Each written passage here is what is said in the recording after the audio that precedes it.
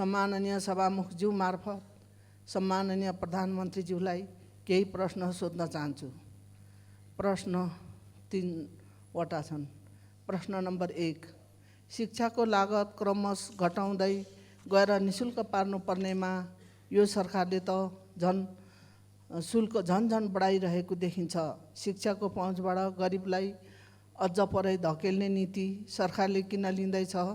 सङ्घीय शिक्षा विधेयक संसदमा सदनमा कहिले दर्ता गर्नुहुन्छ? प्रश्न नम्बर 2, प्रत्येक दिन हाजिरी गर्न क्याम्पसमा आउनुपर्ने भएपछि त्रिभुवन विश्वविद्यालयका केही प्राध्यापकले विद्युतीय हाजिरी मेसिन नै घर लगेको, गायब गरेको, साथै तोडफोड गरेको भन्ने पाएको छ। सरकारले के गर्दैछ? प्रश्न नम्बर 3, ताप्लेजुङमा अविरल वर्षपछि आएको बाढीका कारण विस्थापित भएका स्थानीय बासिन्दाहरू अहिले पनि तिरपाल मुनि बस्न बाध्य भएका छन् भने विद्यार्थीहरू व्यक्तिको घरमा आश्रय लिएर पढ्न बाध्य छन्। उनीहरूको उद्धार र राहतको लागि सरकारको के योजना छ? धन्यवाद। आम नागरिकलाई गुणस्तरीय र सर्वसुलभ शिक्षा उपलब्ध गराउन सरकारको नीति र प्रतिबद्धता रहेको छ। विद्यालय शिक्षा सम्बन्धी कानुनलाई संशोधन र एकीकरण गर्न बनेको विधेयक छिटै नै संसदमा पेश गरिनेछ। सायद केही दिन अगाडि नै पेश हुन सक्थ्यो। जनताको चासो र हामीले त्यसलाई गहन ढङ्गले अध्ययन गर्नुपर्ने, परिमार्जन गर्नुपर्ने कारणले केही ढिलो भयो, तर अब छिटै त्यो सदनमा प्रस्तुत हुँदैछ। नेपालको संविधानमा उल्लेख भए बमोजिम आधारभूत शिक्षा अनिवार्य तथा निशुल्क र माध्यमिक तहसम्मको शिक्षा निशुल्क उपलब्ध गराउनका लागि सरकारले निशुल्क पाठ्यपुस्तक, आवासीय, गैर आवासीय, लक्षित समूह लगायतका विभिन्न प्रकारका छात्रवृत्ति, स्यानिटरी प्याड, दिवा भोज लगायतको व्यवस्था गरेको छ। सार्वजनिक विद्यालयमा कुनै किसिमको शुल्क लिन नपाउने व्यवस्था गरिएको छ। स्थानीय तहहरूले समेत आफ्नो बजेटमा शिक्षामा थप लगानी गर्दै गएका छन्। उच्च शिक्षा अन्तर्गत चिकित्सा शिक्षामा सरकारी लगानीका संस्थाहरूमा कुल सिटको 75% सिटमा विद्यार्थीहरूले निशुल्क अध्ययन गरिरहेका छन्। सार्वजनिक शिक्षालाई निशुल्क बनाई सबैको पहुँचमा पुर्याउनको लागि थप स्रोतको व्यवस्था गर्न सरकार प्रयत्नशील रहेको जानकारी गराउन चाहन्छु। स्वायत्त निकायको रूपमा त्रिभुवन विश्वविद्यालयका काम कारबाहीहरू त्रिभुवन विश्वविद्यालय ऐन 2049 बमोजिम सञ्चालनमा रहेका छन्। विश्वविद्यालयको हाजिरी व्यवस्थापन सम्बन्धमा विश्वविद्यालयको आन्तरिक प्रशासनले नियमन गरिरहेको र नियम बमोजिम नभएका कार्यहरूमा सम्बन्धितलाई कानुन बमोजिम कारबाही हुने कुरा पनि म जानकारी गराउन चाहन्छु। ताप्लेजुङ लगायत देशका विभिन्न भागमा अविरल वर्षाका कारण आएको बाढी पहिरोमा परि विस्थापित हुन पुगेका जनतालाई स्थानीय प्रशासनको सहयोगमा उद्धार गरी सुरक्षित स्थलमा बसोबासको व्यवस्था मिलाइएको छ। उनीहरूलाई सरकारबाट उपलब्ध गराउनुपर्ने राहत पनि उपलब्ध गराइएको छ। मौसममा सुधार आएसँगै उनीहरूको पुनर्स्थापनाको उचित व्यवस्था मिलाइने पनि जानकारी गराउँदछु। सम्माननीय सभामुखज्यू मार्फत सम्माननीय प्रधानमन्त्रीजीलाई मेरो 3 प्रश्न। नम्बर 1, सम्माननीय प्रधानमन्त्रीज्यू, शासन विधि र पद्धतिको हो कि व्यक्तिको? विधि र पद्धतिको हो भने व्यक्ति परिवर्तनले खासै असर नराख्नुपर्ने हो। तर हाम्रोमा विधि पद्धति अवलम्बन भन्दा मन्त्री या कर्मचारी परिवर्तन गरेर नै शासन सुशासन ल्याउन देखाउन खोजेको जस्तो देखिन्छ। यसमा प्रधानमन्त्रीजीको धारणा के छ? नम्बर 2, 131 भाषाभाषी 142 जात जाति बसोबास गर्ने हाम्रो सुन्दर देश नेपाल, यो हाम्रो पुँजी हो। यसलाई बचाएर राख्नु हाम्रो कर्तव्य पनि हो। सयौँ थुङ्गा फुलका हामी एउटै माला नेपाली। यसमा मेरो अटल विश्वास छ। वरिय राजनीतिको सैद्धान्तिक वकालत गर्ने पार्टीको नेता सम्माननीय प्रधानमन्त्रीज्यूको अभिव्यक्ति हामीले जितेमा जातीय राज्य उपलब्ध गराउनेछौँ भन्ने भनाइ संविधान विपरीत भएन? कतै यस्तो अभिव्यक्तिले जातीय द्वन्द्व बढाउने त होइन? नम्बर 3, म सुदूरपश्चिमवासी हुँ। सुदूरपश्चिम सरकार आफ्नै भवनबाट कार्य सञ्चालन गर्न कहिलेदेखि पाउँछ? धन्यवाद। लोकतान्त्रिक विधि र पद्धतिको विकास मार्फत सामाजिक न्याय र सुशासन सहितको समृद्धि हासिल गर्ने दिशामा सरकारका सबै क्रियाकलापहरू केन्द्रित रहेको कुरा म जानकारी गराउन चाहन्छु। सरकार विधिको शासनमा पूर्णतः प्रतिबद्ध रहेको स्पष्ट गर्दछु। बहुजातीय बहुसांस्कृतिक विविधता बोकेको नेपालमा सदियौँदेखि विभिन्न जात जाति वर्ण धर्म र संस्कृतिका जनताहरू आपसी सहकार्य सम्मान र गहिरो सद्भावका साथ मिलिजुली बस्दै आएका छन्। अनेकतामा एकता नेपाली मात्रको विशिष्टता र नेपाली समाजको आधारभूत चरित्र पनि हो। सबैको सहअस्तित्व कायम गर्दै मौलिकताको संरक्षण र सम्वर्धनमा नै हाम्रो राष्ट्रिय एकता दिगो दरिलो भई साँचो अर्थमा राष्ट्रियता बलियो हुनेछ। नेपालको कानुनले हरेक व्यक्ति र सम्प्रदायलाई अरूको धर्म संस्कृति र आस्थामा चोट नपुर्याई आफ्नो धर्म संस्कृतिको पालना गर्ने स्वतन्त्रता प्रदान गरेको छ। अत परापूर्व कालदेखि यहाँ कायम रहिआएको सामाजिक एकता सद्भाव र सामाजिक सहअस्तित्वमा खलल पार्ने कुनै पनि किसिमको कार्य हुन नदिन सरकार दृढ छ, स्पष्ट पनि छ। सामाजिक सद्भावमा खलबल पार्ने वा एक अर्काको संस्कृति र धर्म विरुद्ध हुने द्वेषपूर्ण अभिव्यक्ति र कार्यलाई सरकारले कुनै हालतमा छुट दिन सक्दैन। नेपालको संविधानको पूर्ण पालना गर्नु हामी सबैको साझा दायित्व हो। मैले पहिचानको कुरा गर्दा या कुनै कुरा गर्दा अरू कसैको पहिचान आस्थामाथि कुनै खालको विभेद नगर्ने कुरा पनि म स्पष्ट गर्न चाहन्छु। सुदूरपश्चिम प्रदेशको राजधानी गोदावरीमा निर्माण गर्ने सन्दर्भमा जग्गा प्राप्ति लगायतका विषयमा प्रक्रियामा रहेको जानकारी गराउन चाहन्छु। यद्यपि सुदूरपश्चिममा अझै पनि राजधानीको जमिनको बारेमा अलिकति छलफल चलिरहेको जानकारी पनि मलाई प्राप्त छ। त्यसलाई समेत विचार गरेर यसको छिटै निष्कर्षमा पुर्याइनेछ।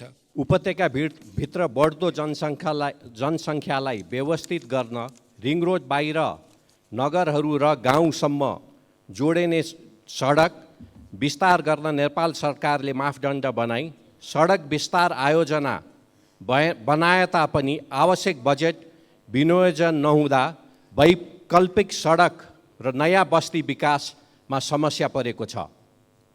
साथै उपत्यकाको 35% भूगोल ओकटेने ललितपुर क्षेत्र नम्बर 1 लाई जोड्ने 3वटा सडकलाई मुआब्जा र विस्तारको लागि बजेट विनियोजन नगरी विधेयक गरिएको छ।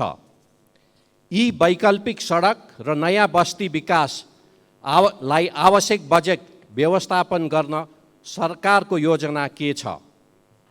यति बेला आर्थिक इन्डिकेटर्सहरू सकारात्मकै छन्, भुक्तानी सन्तुलन पनि राम्रै छ, तर अर्थतन्त्र अवरुद्ध अवस्थामा छ। वैदेशिक लगानी र सहयोग बढ्न सकेको छैन। यस्तो अवस्थामा आन्तरिक लगानी बढाउनुतर्फ सरकारको प्राथमिकता हुनुपर्ने हो, त्यो पनि हुन सकेको छैन। एकातिर बैंक वित्तीय संस्थामा पैसा थुप्रिएको छ, तर साना तथा मझौले उद्योगहरू ऋण नपाएर गुनासो गरिरहेका छन्। अर्थव्यवस्थाको असन्तुलनलाई सम्बोधन गर्न सरकारको के तयारी छ? र अन्तिममा साथै प्रधानमन्त्रीज्यूको आउँदो चीन भ्रमणका प्राथमिकता र एजेन्डा के हुन्? धन्यवाद। काठमाडौँ उपत्यकामा पूर्वाधार निर्माणका आयोजना कार्यान्वयनका लागि चालु आर्थिक वर्षको बजेट तथा कार्यक्रममा रकम विनियोजन गरिएको छ। ललितपुर क्षेत्र नम्बर 1 लाई जोड्ने विभिन्न सडकको विस्तार र जग्गाको मुआवजाका लागि आवश्यक बजेट व्यवस्था गर्न सरकारले ध्यान दिनेछ। उत्पादकत्व र रोजगारी वृद्धि गरी अर्थतन्त्रको पुनरुत्थान तथा उच्च दिगो समावेशी आर्थिक वृद्धि हासिल गर्ने र समष्टिगत आर्थिक स्थायित्व कायम गरी लगानीको वातावरणमा सुधार गर्न सरकार क्रियाशील रहिआएको छ। सरकारले चालेका सुधारात्मक कदमबाट अर्थतन्त्र बिस्तारै लयमा फर्किन सुरु गरेको छ। नेपाल राष्ट्र ब्याङ्कले हालै प्रकाशन गरेको प्रतिवेदन अनुसार अर्थतन्त्रका सूचकाङ्कहरू सकारात्मक दिशातिर उन्मुख रहेका छन्। 2080 असार मसान्तसम्म शोधान्तर स्थिति 290 अरब 52 करोड रुपियाँको बचतमा रहेको छ। विदेशी विनिमय सञ्चिति गत वर्षको यही अवधिको तुलनामा 26.6% वृद्धि भई 1539 अरब 36 करोड रुपियाँ पुगेको र यसले करिब 10 महिनाको वस्तु तथा सेवाको आयात धान्न पुग्ने अवस्था रहेको छ। विप्रेषण आयमा रेमिटेन्समा 21.2%ले वृद्धि भई 1220 अरब 56 करोड पुगेको छ। वैदेशिक लगानी प्रवर्धन गर्न नीतिगत र संस्थागत सुधार गर्दै वैदेशिक लगानीको स्वीकृति प्रक्रियालाई सहजीकरण गर्न थ्रेसहोल्ड घटाउने लगायतका कार्य अगाडि बढाइएको छ। जग्गाको कित्ताकाट पूर्ण रूपमा खुलाउने निर्णय भएको र यही भाद्र 11 गते मात्रै नेपाल राष्ट्र ब्याङ्कले लचिलो बजार नीति अनुसार चालु पुँजी कर्जा सम्बन्धी मार्गदर्शन संशोधन गरेको छ। उत्पादनमूलक उद्योगका लागि 3 करोड रुपियाँसम्म कर्जा उपयोग गर्ने ऋणीलाई चालु पुँजी कर्जा सम्बन्धी मार्गदर्शन लागू नहुने भएको छ। ब्याङ्कहरूले उद्योग व्यवसाय वा कम्पनीहरूको सञ्चालन चक्र लगायतका आधारमा अधिकतम वार्षिक कारोबारको 50% सम्म चालु पुँजी कर्जा दिन सक्ने व्यवस्था भएको छ।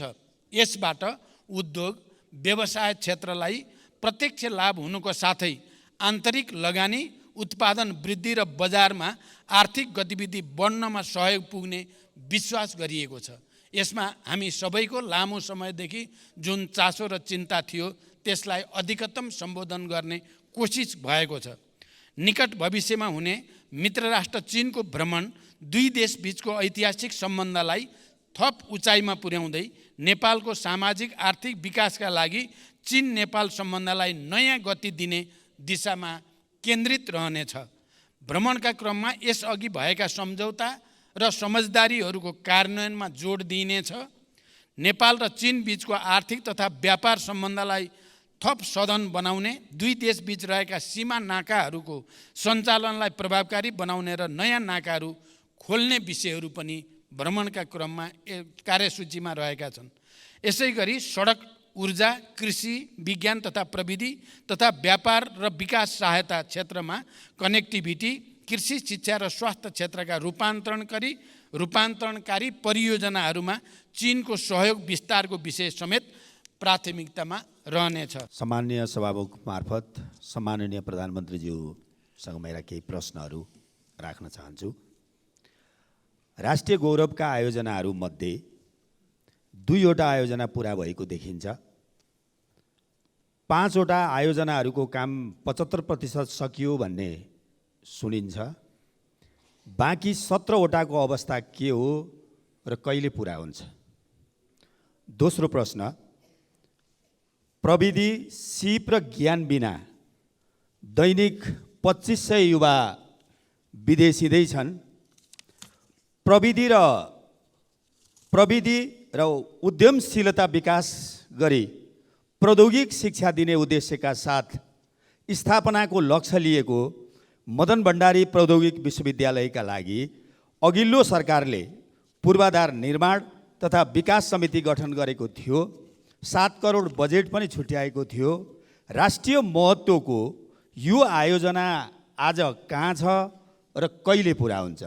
धन्यवाद। सम्माननीय प्रधानमन्त्रीज्यू। सम्मान्य सभामुख महोदय, राष्ट्रिय गौरवका आयोजनालाई समयमै सम्पन्न गर्न पर्याप्त बजेट सुनिश्चित गरिनुको साथै नियमित अनुगमन पनि भइरहेको छ। म स्वयंले प्रधानमन्त्रीको हैसियतमा प्रधानमन्त्री कार्यालयमा रहेको एक्सन रुमबाट नियमित तवरमा कार्यतालिका बनाएर कार्य प्रगतिको जानकारी लिई कार्य सम्पादनका लागि आवश्यक निर्देशन दिँदै आएको छु। राष्ट्रिय गौरवका आयोजनामध्ये 2वटा सम्पन्न भएका, 14वटाको प्रगति 80% भन्दा माथि रहेको, 5वटाको प्रगति 50 देखि 80% सम्म रहेको र 2टाको प्रगति 50% रहेको स्थिति छ। हुलाकी राजमार्गका सम्बन्धमा चितवन र पर्सामा राष्ट्रिय निकुञ्ज क्षेत्रमा डिपिआर तयार लगायतका कार्यमा भएको ढिलाइका कारण यो आयोजनाको कार्य आगामी 3 वर्षभित्र सम्पन्न गर्ने नयाँ लक्ष्य निर्धारण गरिएको छ। पशुपति क्षेत्र विकास कोष आयोजनाको भौतिक प्रगति 66% भई समष्टिगत वित्तीय प्रगति 65.73 रहेको छ। लुम्बिनी विकास गुरु योजनाको हालसम्मको भौतिक प्रगति 88% र वित्तीय प्रगति 60.34% रहेको छ। निजगढ अन्तर्राष्ट्रिय विमानस्थल आयोजनाको प्रारम्भिक चरणको कार्यहरू मात्र भइरहेको र लगानी एवं निर्माणको उपयुक्त मोडालिटी भए पश्चात विमानस्थल निर्माण प्रक्रिया अगाडि बढाइनेछ। यस आयोजनाको लागि चालु आर्थिक वर्षमा रु 35 करोड विनियोजन भएको छ। मेलम्ची खानेपानी आयोजनामा श्रावण महिनामा आएको बाढीले पुनः हेडवर्क्स पुर्नुका साथै मेलम्ची बजारदेखि हेडवर्क्ससम्मको पहुँच मार्गमा क्षति पुगेको छ। मनसुन रोकिएको 1.5 महिनाभित्र क्षतिग्रस्त संरचनाको मर्मत सम्मार गरी मेलम्चीको पानी वितरणलाई सुचारू गरिने जानकारी गराउन चाहन्छु। सञ्चालनमा रहेका अन्य राष्ट्रिय गौरवका आयोजनाहरूलाई यथाशीघ्र सम्पन्न गर्न सरकारले जोड दिँदै आएको छ। मिति 2077 साल साउन 12 गते मदन भण्डारी प्रौद्योगिकी विश्वविद्यालय विकास समिति गठन भएको हो। समितिको समयावधि 2 वर्ष रहेकोमा सो अवधि समाप्त भएकोले नयाँ गठन आदेश जारी गरी विश्वविद्यालयको आवश्यक पूर्वाधार तयार गर्ने लगायतका कामहरू अगाडि बढाइनेछ।